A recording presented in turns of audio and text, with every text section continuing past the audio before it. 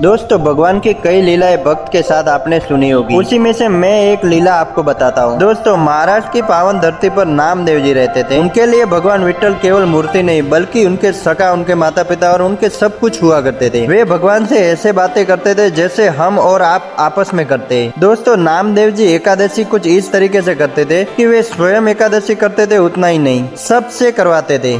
अगर उनको पता चलता कि कोई व्यक्ति उसके घर पर रोटी खा रहा है तो उसके घर पहुंच के वे थाली उठा लाते थे और कहते आज एकादशी है, आज नहीं खाओगे। केवल बड़े वृद्ध, छोटे बालकों और बीमार लोगों को छोड़ के बाकी किसी को खाने नहीं देते थे। दोस्तों एकादशी के दिन नामदेव जी पूरे नगर में घूमते, घर घर जाकर देखते कि कोई भोजन तो नहीं कर रहा है। दोस्तों ये भी एक वैष्णव का स्वरूप होता है कि मैं अकेला भक्ति ना करूंगा, सबसे करवाऊंगा, सबसे नाम जप करवाऊंगा, चाहे वह कुभाव से करे या सही भाव से करे, पर करे। दोस्तों एक बार की बात है, देवशयनी एकादशी का पावन दिन था। पूरा पंढरपुर उसी तरह व्रत में मग्न था और नामदेव जी भी विट्ठल प्रेम में डूबे हुए थे। लेकिन उस दिन खेल खेल में भगवान विट्ठल ने अपने प्यारे भक्त की परीक्षा लेनी चाहिए। दोस्तों भगवान एक 70-80 वर्ष के वृद्ध ब्राह्मण का रूप लिया, हाथ में लाठी और थोड़े मंद हाथ कप कपाते नामदेव जी के द्वार पर आ गए और द्वार पर आकर गिर गए। नामदेव जी दौड़कर पैर में पड़ गए कि संत आए, जय हो भगवान पधारे। उतने में ब्राह्मण बोले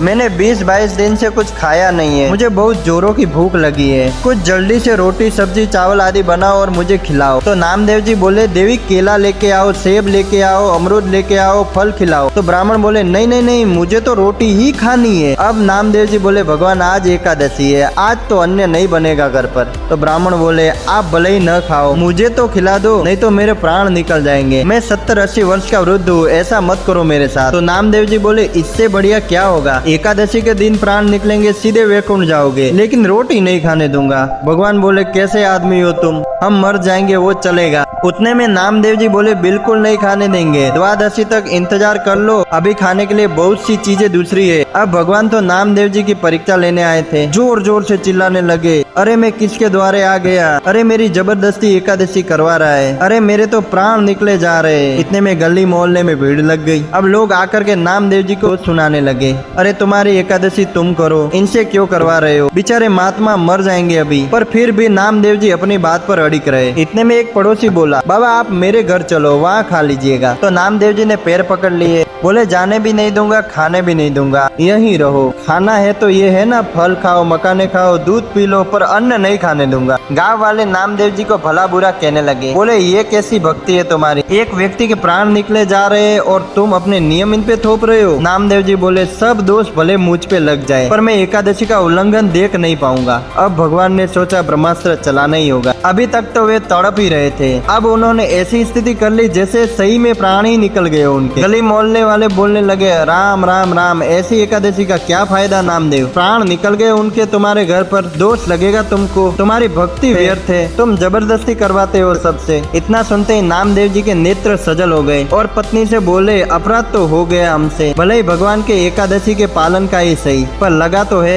एक संत के प्राण निकल गए। नामदेव जी ने अपने घर के आंगन में ही उनकी चिता बनाई और उस चिता में उस बाबा जी का शव रखा और शव के अगल बगल नामदेव जी और उनकी पत्नी और अपने बच्चों को भी बैठा लिया और बोले हमारा अपराध है ना, व्रत पूर्ण करवाया एकादशी का हमने, तो हम भी प्राण त्यागेंगे। और जैसे ही नामदेव जी महाराज चिता में अग्नि लगाकर बैठे, ठाकुर जी भी मन में सोचने लगे वारे नामदेव तेरी भक्ति को प्रणाम है। और ठाकुर जी की कमर में जैसे ही थोड़ा ताप सा लगा, सोई ठाकुर जी तो उठ के बैठ गए और तुरंत नामदेव जी को खींचा और अपने हृदय से लगा दिया। इतने में देखते ही देखते श्री पंडरीनाथ भगवान के रूप में वो ब्राह्मण प्रकट हो गए और सब हक्के बक्के रह गए और सब ने भी उनको प्रणाम किया, भगवान अंतर ध्यान हो गए। और ऐसी कथाएं सुनने के लिए हमारे चैनल को सब्सक्राइब करें और शेयर जरूर करें।